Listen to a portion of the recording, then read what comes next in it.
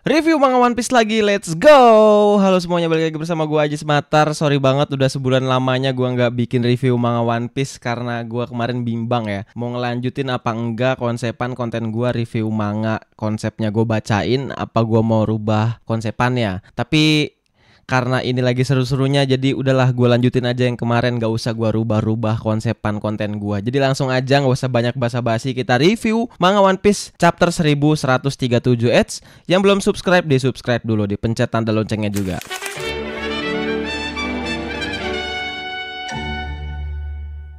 Manga One Piece chapter 1137 diberi judul Kemunculan Shamrock. Dan di cover story kita melihat di sini ada Otama sama Yamato yang lagi menyusup ke kastilnya si Wushu. Nih di luar dugaan ya guys ya, ternyata bawahan-bawahan Wushu, sisa-sisa musuh lagi, sisa-sisa bawahannya Kaido tuh masih tersisa di negeri Wano. Kita penasaran nih gimana kelanjutannya mereka berdua yang ketemu sama musuh-musuhnya Luffy dan kawan-kawan waktu perang dunia, waktu perang di negeri Wano guys ya. Di sini ada keterangannya, ziarah kuil Yamato si anak Oni volume 23 menyusup ke markas yang mencurigakan. Widih. Kita langsung aja ke halaman yang pertama. Di panel yang pertama ya. Di sini Luffy dan kawan-kawan sudah masuk ke dalam kastil Aurus nih. Sang raja yang terhormat dan berhati lembut. Yang dimaksud itu adalah Raja Harald guys ya. Di sini Road bilang gak ada yang pernah menginjakan kaki di kastil ini sejak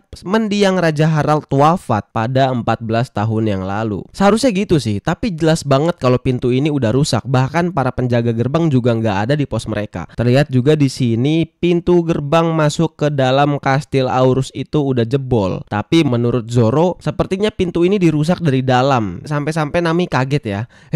Apa ini? Perbuatan seseorang? Terus Zoro bilang mungkin apa penyusup?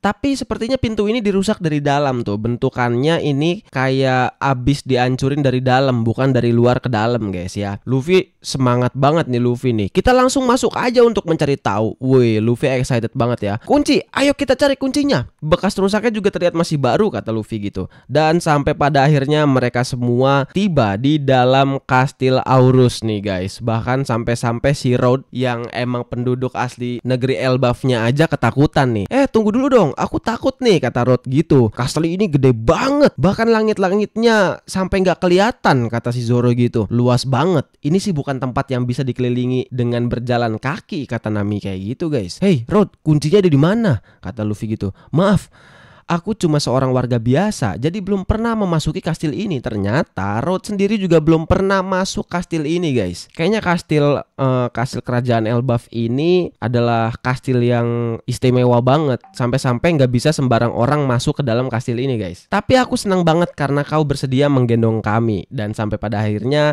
mereka semua digendong sama si Road. Ya yang tadi dibilang sama Nami buat menyusuri kastil ini nggak bisa berjalan kaki karena dia ini kecil banget guys ya. Benarkah itu Namitaso kata si Road? Aku sempat dapat. Ayo jalan. Jadi di sini yang menggemari Nami itu bukan Zeus sama si Sanji doang. Ada sosok Road di belakangnya guys. Dan terlihat ini adalah halaman atau ruangan yang ada di dalam kastil Aurus ya. Aurus kan tadi namanya. Oh rupanya gini bagian dalamnya. Kastil ini membuatku merasa takjub, juga takut di saat yang bersamaan. Kayaknya ada banyak kerusakan di sana sini. Apa semua ini juga ulah penyusup? Terlihat tuh ya si Road ini perlahan-lahan jalan dan Luffy di depannya yang bener-bener excited banget sampai lari-larian tuh guys. Kurasa bukan, Raja Harald kehilangan nyawanya dalam pertarungan sengit melawan Loki. Jadi pasti semua ini adalah bekas dari pertarungan pada saat itu. Kekuatan penghancur luar biasa kata si Zoro gitu. Sampai-sampai Zoro juga memuji bekas-bekas pertarungan sengit Raja Harald dengan Loki guys. Loki emang punya kekuatan bagai monster kata Road gitu. Tapi Raja Harald juga dikenal sebagai prajurit agung. Nggak heran kalau kastil ini rusak parah karena pertarungan mereka. Luffy tuh bener-bener excited banget sampai kayaknya nggak ngedenger pembicaraan dari si Road sama si Zoro nih guys ya. Wah gede banget kata Luffy. Apa-apaan ini? Aku takut. Sampai-sampai si Nami ketakutan guys. Terlihat juga ternyata yang ditakutin sama Nami itu adalah tengkorak-tengkorak bekas manusia raksasa Elbaf ini yang ada di depannya guys. Tempat ini penuh dengan tulang belulang raksasa. Ini bukan hal yang aneh. Dulunya emang ada banyak prajurit yang ditempatkan di sini. Pada hari itu, lebih dari 100 orang prajurit terbunuh sama Loki. Satu-satunya yang masih bertahan hidup dari pertarungan itu adalah Tuan Jarul dan Loki sendiri. Semua hal yang terjadi di sini begitu mengerikan. Karena itulah, sejak hari itu kastil ini dilarang untuk dimasuki oleh siapapun. Jadi ini benar-benar bekas pertarungan antara Loki ngelawan 100 prajuritnya Raja Harald dengan Raja Harald sendiri. Jadi 101 ngelawan 1 guys. Bener-bener se-OP itu kah Loki? Karena sampai sekarang masih belum di-spill kan kekuatannya kayak gimana sih Loki ini. Selain itu, tempat ini kayaknya pasti banyak penunggunya, kata Shirod ketakutan. Dan Luffy nggak peduli ya. Semuanya coba lihat ini. Si Luffy lagi ngelihat tengkorak raksasa gede banget nih guys. Bahkan sampai punya tanduknya tuh. Tengkorak ini gede banget deh katanya. Bahkan ada tanduknya juga. Jangan-jangan dia ini temannya Ors. Tulang belulang yang gede ini adalah punya para prajurit yang mewarisi darah bangsa raksasa kuno. Mungkin yang dibilang bangsa raksasa kuno sama si Rod ini adalah pasukan Ors. Walaupun sekarang masih ada orang-orang yang mewarisi darah mereka, tapi udah nggak ada lagi keturunan yang punya darah murni, kata si Rod gitu guys. Raja Harald sendiri memiliki tubuh yang besar dan kuat seperti itu. Kalian lihat ke atas, udah lama aku nggak melihatnya. Jadi ini adalah fotonya Raja Harald, ayahnya dari Loki yang dibunuh oleh Loki. Itu adalah lukisan potret Raja Harald. Itulah potret seorang pria yang dikenal sebagai raja terbaik sepanjang sejarah Elbaf. Raja yang mencintai perdamaian dan bercita-cita untuk menjadi jembatan bagi Elbaf serta negara-negara di seluruh dunia. Menurut gua, cita-cita Raja Harald itu bagus banget, tapi bukan di waktu yang tepat. Karena sekarang ini kan pemerintah dunia bener-bener kejam banget ya. Jadi nggak bisa nih Raja Harald baik hati tuh nggak bisa. Dia harus tahu penempatan dirinya harus seperti apa, baiknya ke siapa, jahatnya ke siapa gitu. Nggak bisa semuanya dibaikin. Mungkin ya karena Raja Harald nggak tahu situasi sebenarnya di seluruh dunia, makanya dia punya cita-cita kayak gini gitu guys.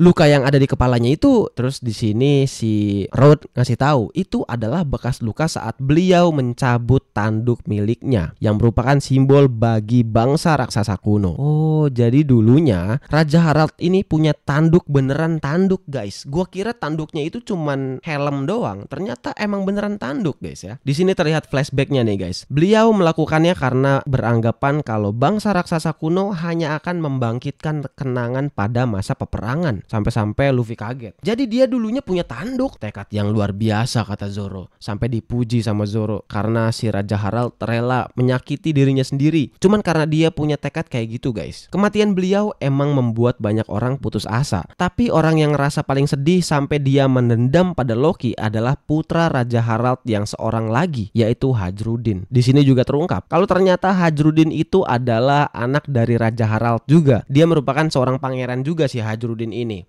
Jadi gitu ya, sampai-sampai Luffy kaget guys.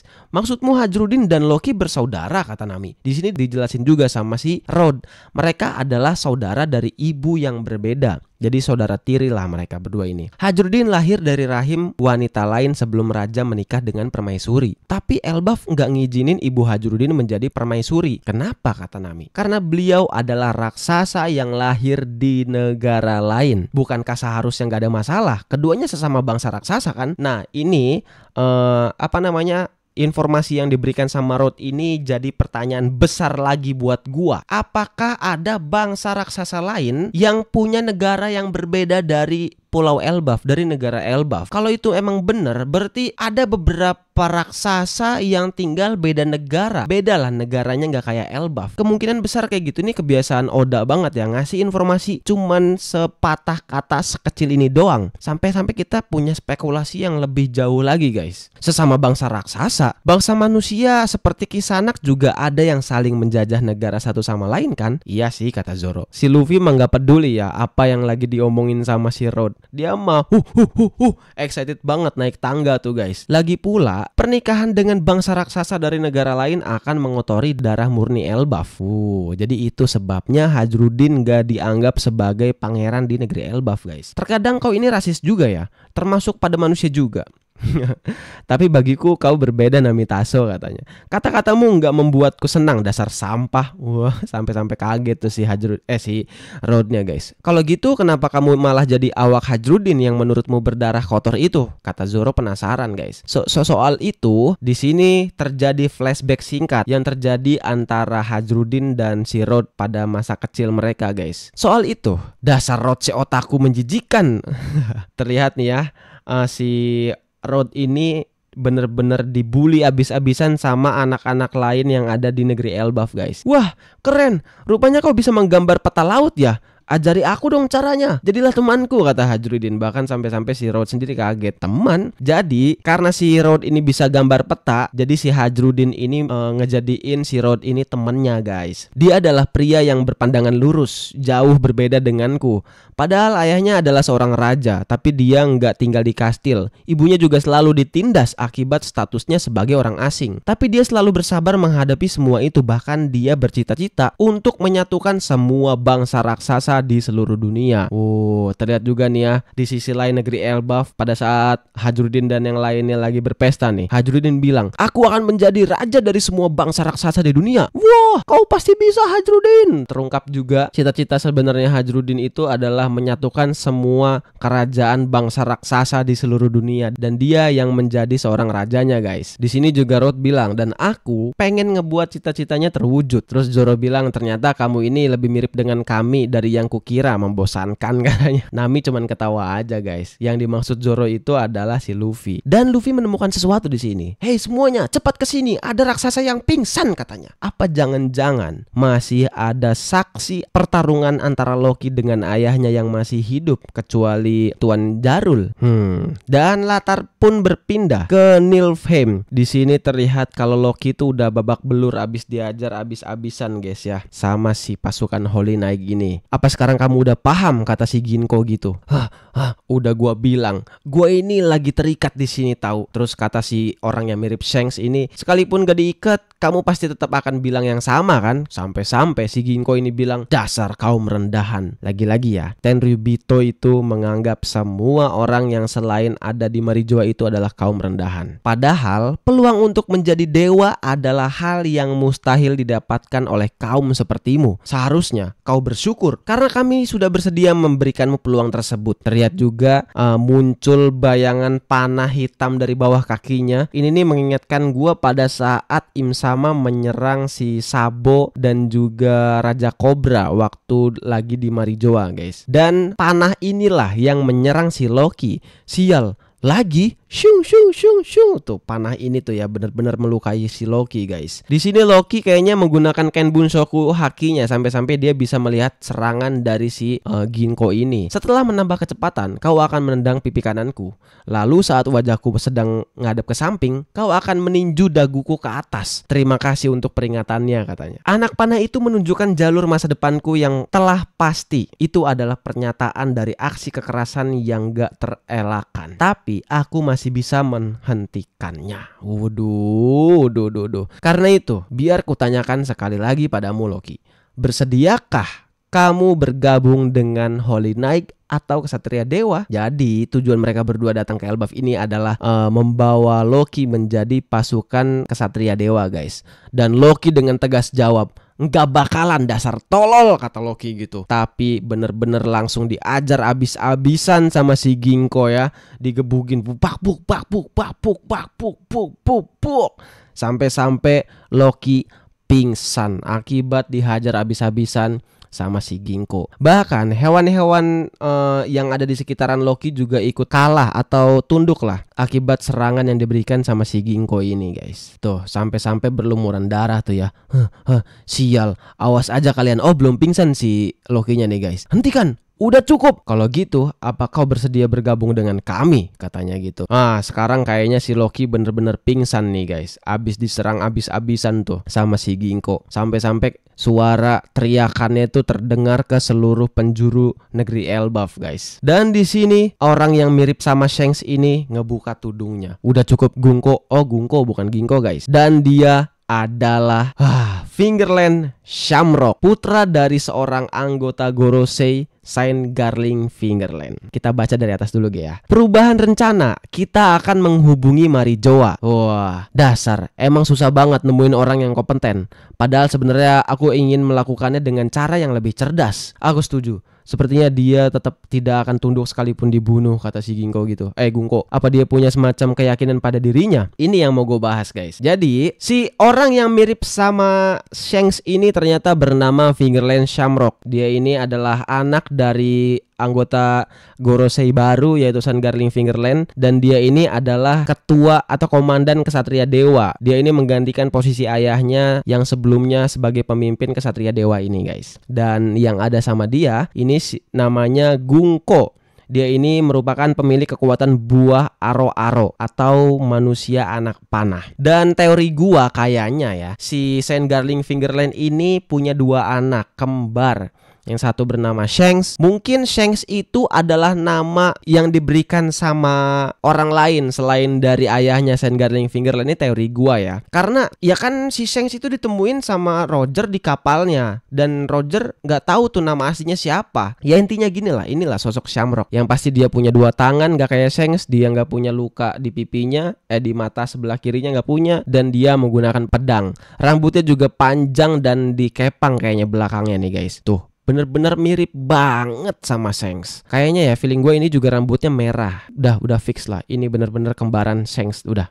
Jadi nggak heran kenapa Shanks bisa sekuat itu, karena emang Shanks merupakan keturunan dari Tenryubito, para prajurit bengis dari Elbaf yang telah menaklukkan dunia baru pada zaman dahulu kala. Harus tunduk di bawah komando kita, pemerintah dunia. Terlihat ini adalah ucapan terakhir dari Shamrock sebelum chapter ini berakhir, yang menunjukkan ambisi seorang Shamrock sebagai pemimpin Kesatria Dewa atau Holy Knight. Jadi inilah dia sosok yang dikatakan sebagai kembarannya Akagami no Shanks. Ternyata namanya Fingerland Shamrock. Bener-bener mirip banget. Kayaknya dia ini bakal menjadi musuh terbesarnya Monkey D. Dragon, guys ya. Untuk penjelasan yang lebih lengkapnya gue udah bahas itu di konten gue di TikTok, guys. Dan itu dia, Manga One Piece chapter 1137 selesai, dan minggu depan nggak libur, guys. Dan di Manga One Piece kali ini banyak banget hal yang diungkapkan, termasuk Shamrock dan Hajrudin ternyata anaknya Raja Harald. Hajrudin ternyata saudara